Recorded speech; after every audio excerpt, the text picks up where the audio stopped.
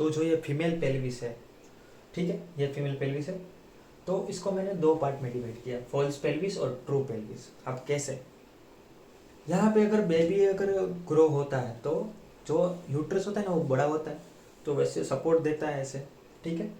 तो जो सपोर्ट देता है ना यूट्रस को, वो कौन सा पार्ट होता है, फॉल्स पेल्विस वाला पार्ट। यहाँ पे एब्डोमिनल वॉल होगी तो वो सपोर्ट देगा कौन, फॉल्स पेल्विस वाला पार्ट।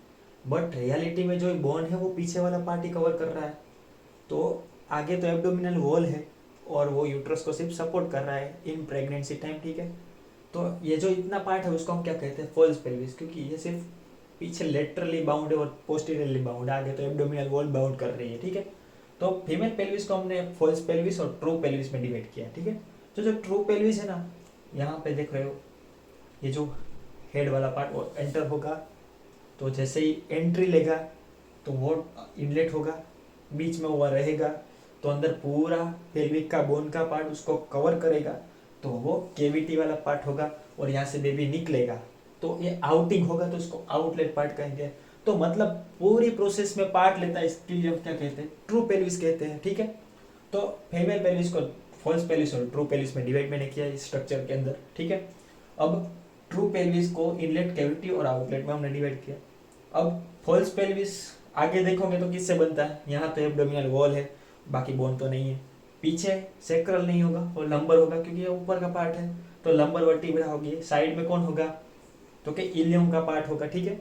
अब उसके अंदर टिश्यू भी आ सकते हैं जो इलियम को कवर कर रहे हैं, तो अल्लाह वाला पार्ट होगा वो, ठीक है। तो आगे एब्डोमिनल वॉल, पीछे लंबर और इलियम का पार्ट मिलके क्या बनाएगा, फॉल्स पेल्विस बनाएगा। और जो ट्रू पेल्विस है उसको हम आगे प्रॉपरली इनलेट, कैविटी और आउटलेट को प्रॉपरली समझेंगे, अंदर क्या क्या चीज़ें समझनी है, ठीक है। तो अभी हमें फॉल्स पेल्विस समझ लिया कि ये क्या क्या है। सो अभी हम समझने वाले हैं ट्रू पेल्विस के अंदर इनलेट। तो ट्रू पेल्विस के अंदर अभी हम कौन सा समझ रहे हैं, इनलेट। सो ये मैंने फीमेल पेल्विस का मॉडल है, ठीक है। तो अभी हम इनलेट बनता कैसे है वो समझते हैं। तो इनलेट है ना, जैसे मैंने बोला था कि इलियाक है, उसके नीचे इलियाक ब्रिम है, ठीक है। तो ये जो उसको पेल्विक ब्रिम भी बोलते हैं क्योंकि ये ब्रिम वाला पार्ट है। मैंने बोला था कि पेल्विस के अंदर कोई भी चीज़ें हम डिस्क्राइब करेंगे तो पेल्विस नहीं बोलेंगे, पेल्विक बोलेंगे। तो पेल्विक का ये ब्रिम वाला पार्ट है, जो बेबी अंदर आता है सबसे पहले एंट्री लेता है इनलेट, तो ब्रिम में लेता है। तो ये जो इनलेट कौन बनाता है, ब्रिम बनाता है, ठीक है। तो पेल्विक ब्रिम क्या बनाएगा, इनलेट बनाएगा। अब देखो आप, ये देखो राउंड शेप नहीं दिख रहा यहाँ अंदर से, ये हार्ट शेप थोड़ा दिख रहा है ऐसे, तो ये ऐसा दिख रहा है, तो इसीलिए इस शेप को क्या कहते हैं, गायनेकोइड शेप कहते हैं। और ये राउंड दिख रहा है ऑलमोस्ट जैसा, प्रॉपर राउंड नहीं है, ठीक है। अब प्लेन की बात आती है। अभी मैंने देखो ऐसे ऐसे इरेक्ट पोस्चर में मैंने पेल्विस को रखा है, तो आप देखो मैंने बोला प्लेन सीधा होता है हम सोचते हैं, बट ये इनलेट है ना ऐसा है, ये मैंने मार्कर ऐसे रखी है। तो अगर प्लेन हम सीधा सोचते हैं तो ऐसे सोचते, बट ये इनलेट ऐसा है, दिखाई दे रहा है। तो ये जो इनलेट है वो प्लेन ऐसा बनाता है। तो मैंने देखो ये हॉरिजॉन्टल लाइन बनाई है और ये प्लेन बनाया। अब ये प्लेन ऐसा समझना जरूरी क्यों है, जब बेबी आता है ना, मतलब समझो बेबी ग्रो होता है, अगर इधर बेबी रहता तो उसका जो पार्ट होता है ना, जिससे वो अंदर जाता है, तो वो प्लेन के हिसाब से जाता है। कैसे, ये पूरा प्लेन है, उसके बीच में मैंने वो ऐसे एक्सिस बनाई, एक्सिस मतलब एक इमेजिनरी बीच में मिड लाइन बनाई। तो मैं ये पूरे प्लेन के अंदर ऐसे इमेजिनरी मिड लाइन बनाऊंगा तो क्या करेगा, ऐसे जाएगा, नीचे जाएगा और पीछे जाएगा। इसलिए मैंने लगा डाउन, नीचे जा रहा है और पीछे जा रहा है कोकस के पास, ये इमेजिनरी एक्सिस। तो ये जो डायरेक्शन मैं बता रहा हूँ ना, वो बेबी जैसे लेबर के टाइम नीचे आता है ना, तो उसी डायरेक्शन के अंदर ही इनलेट के अंदर पास होता है। तो प्लेन और एक्सिस इसीलिए समझना जरूरी है कि जैसे बेबी अंदर आता है तो इनलेट में किस डायरेक्शन से अंदर आता है। तो ये मैंने बताया कि ऐसे डायरेक्शन से अंदर आएगा, बेबी है इधर ऊपर, नीचे जाएगा तो डायरेक्ट डाउनवर्ड और पीछे जाएगा थोड़ा। इतना समझ में आ गया, इनलेट में प्लेन और एक्सिस का ये इंपॉर्टेंस है। ऑब्स्टेटिक के अंदर डाउन और बैकवर्ड जाएगा, प्लेन मतलब ये जो इनलेट है प्रॉपर ऐसे नहीं है, स्लोप के जैसे, ठीक है। अब इंक्लिनेशन एंगल समझते हैं। तो मैंने कितना बोला, इंक्लिनेशन एंगल नॉर्मली 55 होना चाहिए। और वो कैसे हम पता लगाएंगे, सोचो मैंने ये हॉरिजॉन्टल लाइन बनाई है, ठीक है। तो यहाँ ये हॉरिजॉन्टल लाइन है, ठीक है, यहाँ से यहाँ तक हॉरिजॉन्टल लाइन। मैंने बोला था ये पार्ट कौन सा है, सबसे ज़्यादा उपसा हुआ पार्ट दिखाई दे रहा है, वो सेक्रल प्रोमेंट्री पार्ट है। तो सेक्रल प्रोमेंट्री के पास सामने से अगर ऐसे हॉरिजॉन्टल लाइन बनाऊंगा मैं, समझो कि एक हाथ से मैं पकड़ता हूँ इसको, ठीक। अब ये हॉरिजॉन्टल लाइन, ये मेरी उंगली है वो हॉरिजॉन्टल लाइन है, और यहाँ से वहाँ तक मैं जो एंगल बनाऊंगा ना, तो ये जो एंगल बनेगा ना वो कौन सा बनेगा, नॉर्मल 50 पाई का बनेगा। अब ये ज़रूरी क्यों है, अभी क्या होता है कि कुछ लड़कियों में जब बोन का डेवलपमेंट होता है तो लंबर वर्टिब्रा क्या हो जाती है, सेक्रल के साथ ज्वाइन हो जाती है, मतलब उसको कहते हैं लंबर वर्टिब्रा का सेक्रलाइजेशन। तो ये एंगल है ना बढ़ जाता है, सेक्रल मतलब सेक्रल प्रोमेंट्री समझो ये लंबर है, तो सेक्रल प्रोमेंट्री यहाँ बन जाएगी, तो ये एंगल इतना था तो इतना हो जाएगा, तो ये एंगल बढ़ गया। एंगल बढ़ जाने के कारण क्या होगा, जैसे बेबी आएगा उसका टच यहाँ पे होना था, उल्टा यहाँ पे हो गए, तो पूरी लेबर प्रोसेस क्या हो जाएगी, डिस्टर्ब हो जाएगी। ऑब्स्टेटिकली नॉर्मली लेबर जैसी प्रोसेस होती है वैसे नहीं होगा, तो ये ऑब्स्टेटिकल इंक्लिनेशन एंगल बहुत ज़रूरी है। अब सोचो अगर ये सेक्रल प्रोमेंट्री नीचे होगी तो भी प्रॉब्लम नहीं भी कर सकती, अगर जितना मतलब सेक्रल नीचे जाएगा तो बढ़ जाने में या कम हो जाने के कारण कुछ भी ऑब्स्टेटिकली प्रॉब्लम आ सकता है, ठीक है। तो ये इंक्लिनेशन एंगल नॉर्मली कितना होता है, 55 एंगल होता है, हॉरिजॉन्टली ऐसे इमेजिनरी लाइन बनाते हैं और सेक्रल प्रोमेंट्री से इसको एंगल को हॉरिजॉन्टली मापते हैं, तो कितना मिलता है, 55 एंगल मिलता है। ये समझ में आ गया। अब सोचो कि इधर बेबी है, अब बेबी क्या करेगा, वो इस डाउनवर्ड जाएगा फिर पीछे जाएगा, तो सेक्रल के नीचे से पार्ट से ऐसे सड़क के नीचे आएगा, तो जितना सेक्रल ये जो सेक्रम का पार्ट जितना कर्व होगा उतना अच्छा है ना, पीछे होगा वो। बट होता क्या है कि ये जो पहले दो पीसेस होते हैं ना उससे हम ऐसे डायरेक्शन मापते हैं, तो ऑलमोस्ट वो कितना होता है, 19 के अराउंड होता है। मतलब ये सोचो कि ये दो सेक्रल प्रोमेंट्री है, एक पीसेस दो पीसेस यहाँ से, अब सोचो कि ये एंगल ये 19 है, ऊपर ऐसे 19, इधर नीचे इसे 19 है। अब सेक्रल जितना नीचे होगा उतना एंगल बढ़ेगा, तो अच्छा है। सेक्रल पीछे है तो वे भी आराम से पास हो सकता है, बट अगर सेक्रल का कर्व बहुत नज़दीक आ चुका है, समझो बहुत नज़दीक, मतलब ये कर्व इतना है, इससे भी कम सीपीडी के केसेस होते हैं ना उसमें शायद ये देखने को मिल सकता है, ठीक है।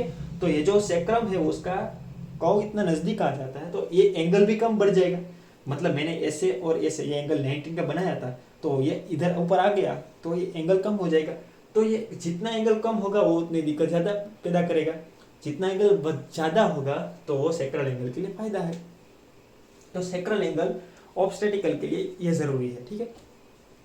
अब मेन चीज़ आती है इन सब में से, इनलेट के अंदर हमने फॉर्म कैसे होता है वो समझ लिया, शेप कैसे है वो समझ लिया, प्लेन कैसे हेल्प करती है वो समझ लिया, एक्सिस कैसे हेल्प करती है वो समझ लिया, इंक्लिनेशन एंगल 55 होता है, हॉरिजॉन्टल लाइन से सेक्रल प्रोमेंट्री तक हम मापते, तो बढ़ जाने के कारण कम हो जाने के कारण वो ऑब्स्टेटिकली ऐसे चीज़ें बनती हैं, ठीक है। और सेक्रल एंगल है वो दो पीसेस से हम 90 डिग्री मापा, ठीक है।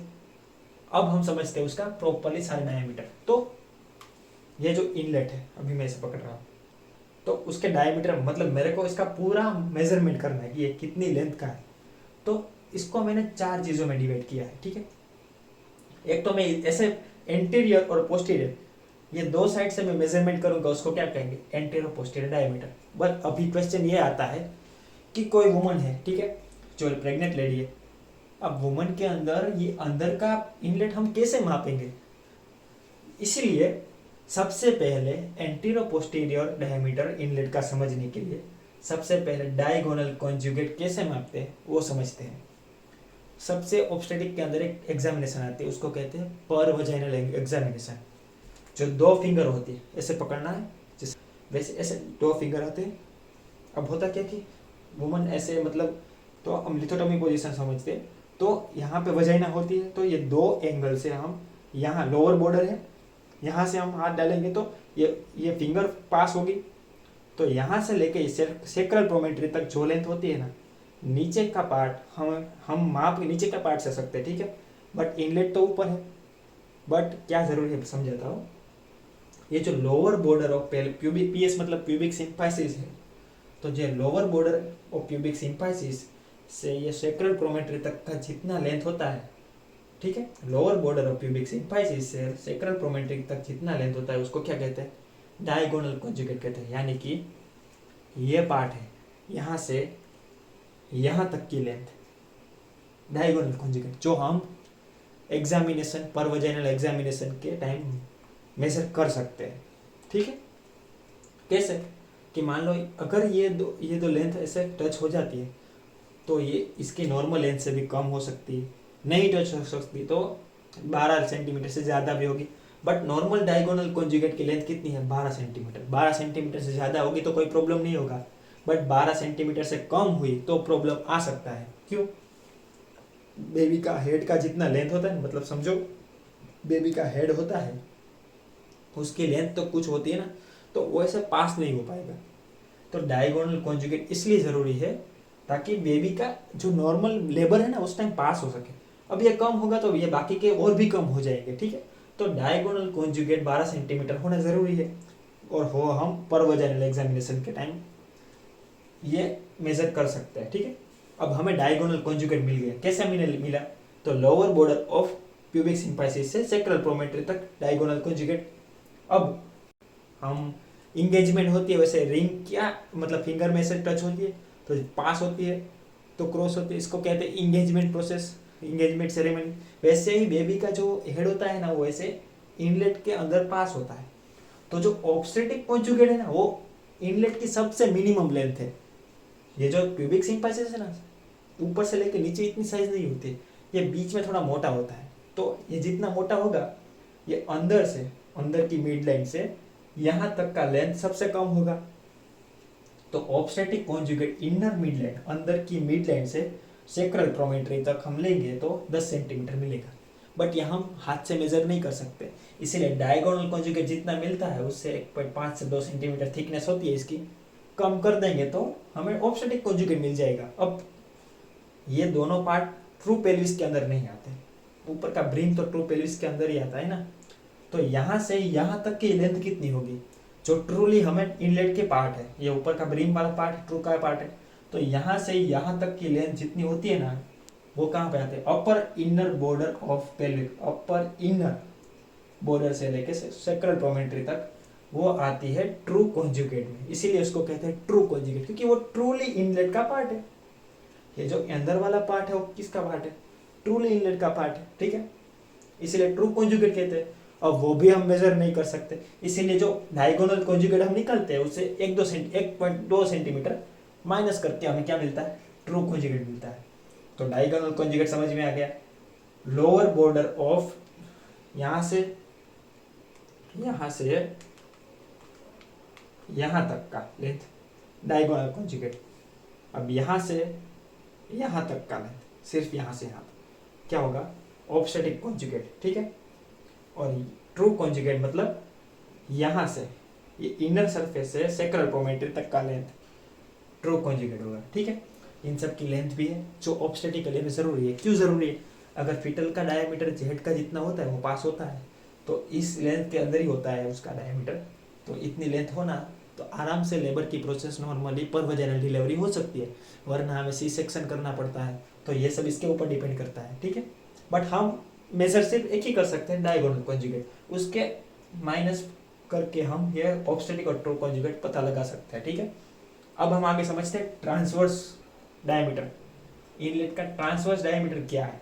ठीक है, अब इनलेट का जो ट्रांसवर्स डायमीटर दिखाई दे रहा है ना, तो वो कैसे मापते हैं। अब ट्रांसवर्स मतलब यह त्रासा ऐसे, तो सबसे दूर का पार्ट होता है, सबसे फारेस्ट पॉइंट ऑफ ये ब्रीफ। तो मेरे को इस आप लोगों को इसमें सबसे दूर का पार्ट कौन सा दिखाई दे रहा है, यहाँ दिखाई दे रहा है, यहाँ से यहाँ तक। तो ये जितनी लेंथ होगी ना उसको हम कहेंगे transverse diameter. Transverse diameter forest part of brief, तो ये मैंने दिखाया है, देखो फारेस्ट डायमीटर। ठीक है, तो ये बीच में नहीं है, याद रखो इनलेट का ट्रांसवर्स डायमीटर बीच में नहीं है, सेक्रम के नजदीक है और यहाँ से दूर है, तो ये बीच में नहीं, ऐसे यहाँ है। ठीक है, तो ये कितना सेंटीमीटर है, 13 सेंटीमीटर। ठीक है, तो 13 सेंटीमीटर ट्रांसवर्स डायमीटर है। सबसे दूर के पॉइंट को हम मापेंगे तो 13 सेंटीमीटर, ठीक है। अब ये क्यों ज़रूरी है? ताकि आराम से बेबी इसे मतलब जो इंगेजमेंट होता है, रोटेशन होता है, वो प्रोसेस आराम से हो सके, इसलिए ट्रांसवर्स डायमीटर जरूरी है। अब दो चीज़ आती है, ओब्लिक डायमीटर और सैक्रोकोटाइलर डायमीटर। ट्रांसवर्स का मतलब त्रासा, एंटीरियर पोस्टीरियर का सीधा। अब ऐसे ऐसे और ऐसे लेंगे तो उसको क्या कहेंगे? Oblique diameter.